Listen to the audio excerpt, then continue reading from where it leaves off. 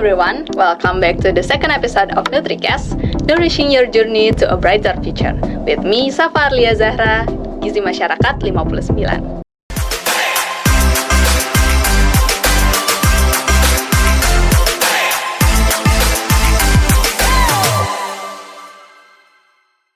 Senang sekali akhirnya dapat bertemu dengan Nutrizen di episode kali ini, yang tentunya gak kalah seru daripada episode yang kemarin nih. Nah sebelumnya, gimana nih kabar Nutrizen pada hari ini? Semoga Nutrizen sekalian selalu dalam keadaan yang sehat dan bersemangat ya. Terutama hari ini nih, karena kali ini kita akan berbincang dengan sosok alumni Gizi Masyarakat yang sangat keren banget, yang beliau ini merupakan seorang health coach dari sebuah platform yang keren banget bernama Sirka. Nah, oleh karena itu mari kita sapa bintang tamu kita pada hari ini, yaitu Kak Anis Husnia. Halo Kak, gimana hari ini kabarnya? Halo, luar biasa banget, seneng banget bisa ngisi acara di sini ya. Iya, bagaimana nih Kak rasanya bisa kembali lagi ke lingkungan IPB, terutama di Gizi Masyarakat ini nih? Tentu aja ada perasaan nostalgia, terus keinget momen-momen kuliah dulu kayak gitu ya. Seneng banget tentu aja. Seneng banget ya Kak, pasti bisa main-main lagi ke IPB, terus di sini kita bisa sharing-sharing juga seputar karirnya Kakak.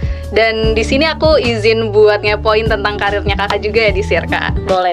Nah, mungkin dari Nutrizen sendiri nih masih ada yang belum tahu nih tentang Sirka itu apa. Mungkin bisa dijelasin tentang Sirka itu apa, Kak? Oke, jadi kalau Sirka ini sebuah platform diet yang berisi tentang edukasi yang pertama ya. Terus yang paling utama itu tujuannya adalah membantu orang-orang, klien-klien yang ingin gitu ya mencapai taraf hidup yang lebih sehat. Tentu aja seperti itu, mendapatkan BB ideal ataupun promil gitu ya, ataupun nih istilahnya kayak lebih sehat, terhindar dari beberapa penyakit degeneratif seperti diabetes kayak gitu ya.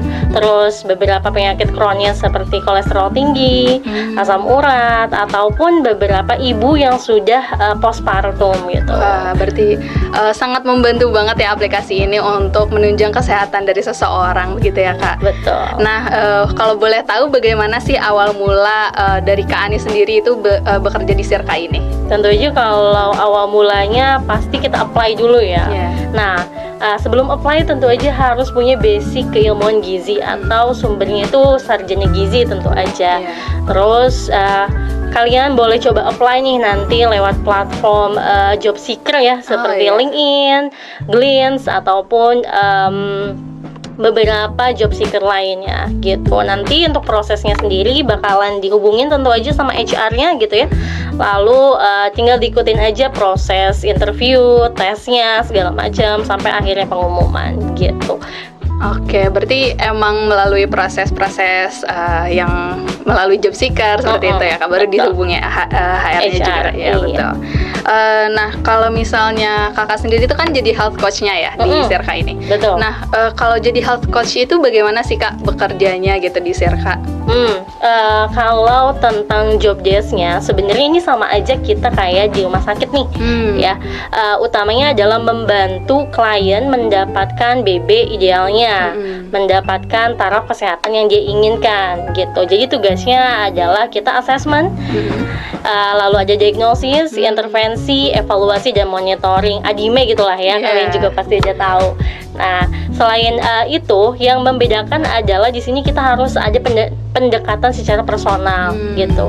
Kalau klien kan ada naik turun moodnya ya, itu yang jadi challenging nih. Jadi kita juga punya tugas gimana caranya sih biar diet itu tetap on track gitu. Selain tadi ya sudah melaksanakan ADIME, tapi ada beberapa faktor yang berbeda gitu tentu aja dengan kayak diet atau ahli gizi yang di rumah sakit gitu ya, dengan ahli gizi yang di puskesmas. Itu bedanya, kita tetap maintain mood klien, maintain progres dan aktivitas klien agar sesuai nih hasilnya gitu ya, dengan apa yang kita harapkan gitu. Wah, ya ternyata banyak juga ya Kak challenge dari menjadi seorang health coach itu sendiri. Tapi kalau boleh tahu dari challenge yang tadi udah disebutin sama Kakak, ada gak sih yang challenge yang kira-kira agak sulit nih dihadapinya ketika Kakak menjadi seorang health coach dari Sirka ini sendiri?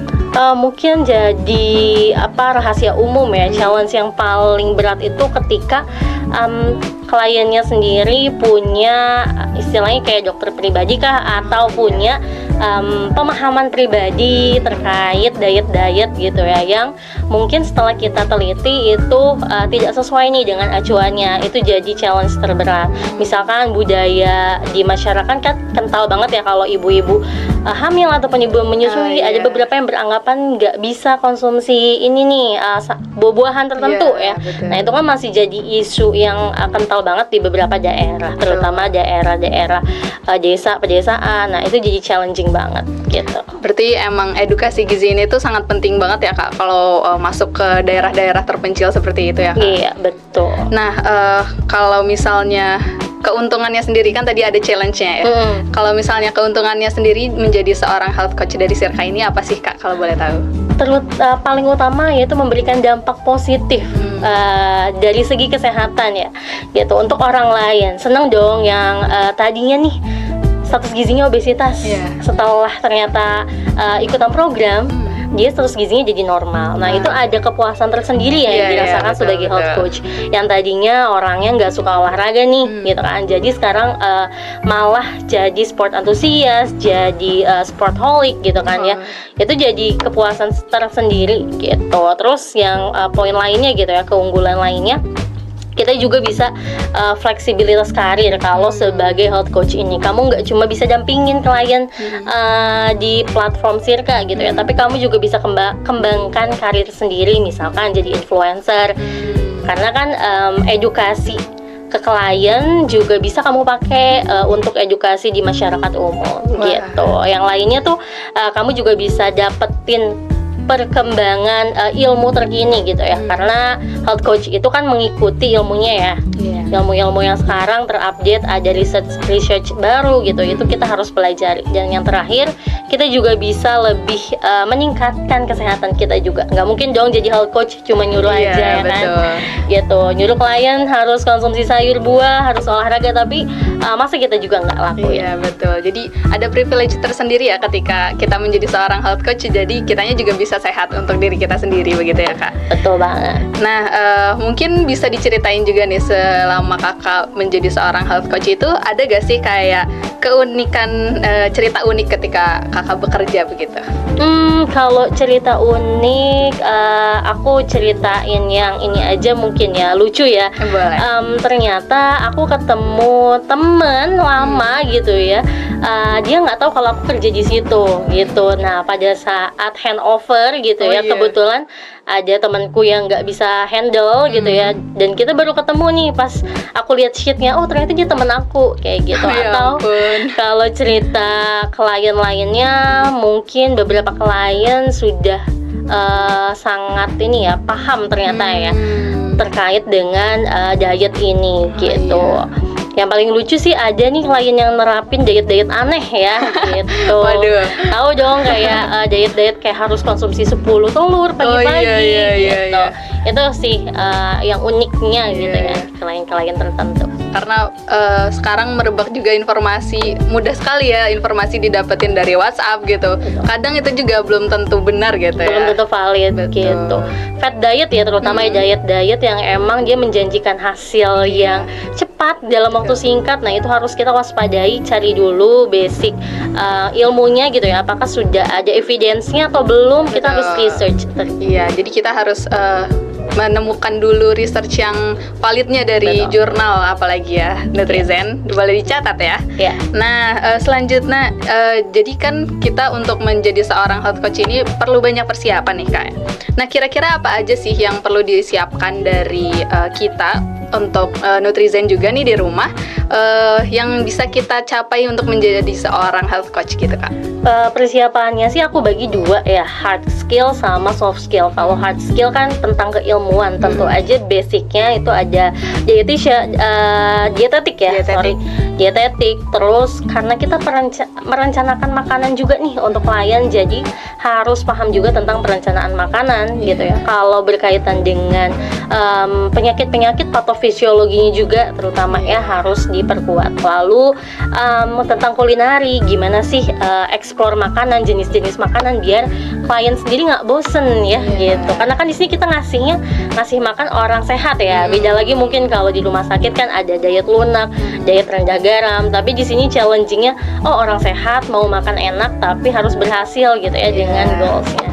Gitu. Wah, berarti emang kita harus pintar-pintar juga dalam menyusun menu supaya klien itu bisa bisa terinfluence gitu oleh menu kita, gitu ya Kak. Kalau soft skillnya ada komunikasi yang efektif gitu ya.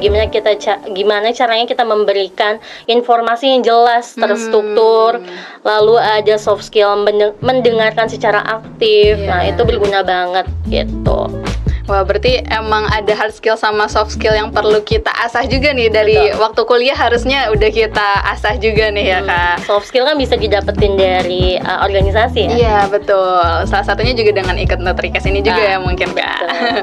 Oke, mungkin yang selanjutnya nih, apakah dari Kakak itu ada saran atau masukan buat mahasiswa ilmu gizi nih yang di rumah Nutrizen sekalian yang masih bingung buat menentukan karir ke depannya nih Kak?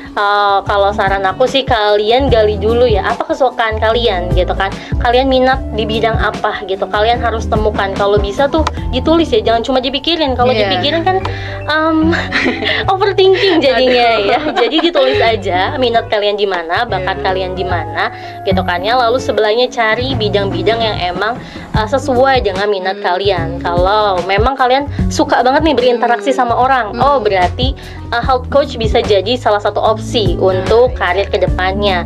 Gak cuma health coach, tapi mungkin penyuluhan seperti ahli gizi di puskesmas juga bisa gitu. Jadi kalian tulis aja dulu apa sih preferensi kalian, terus kalian itu bakatnya di mana, apa aja poin plus kalian, nanti baru ditulis bidang-bidangnya lagi, baru ditulis lagi tujuan perusahaannya apa gitu. Wah, ya berarti kalau boleh disimpulkan nih Kak, jadi untuk teman-teman Nutrizen sekalian, kalau misalnya masih bingung nih menentukan karir, boleh dicatat dulu nih kira-kira Nutrizen sekalian ini tuh minatnya di bidang apa. Habis itu baru kita bisa menentukan karir. Kalau misalnya dari Nutrizen sekalian ada yang minat nih di bagian health coach, boleh juga mungkin ya join ke Sirka juga ya Kak. Boleh banget gitu. Oke, mungkin segitu aja dari podcast kali ini. Terima kasih banyak Kak Anis sudah meluangkan waktunya untuk mengisi podcast Nutrikes ini di episode kedua.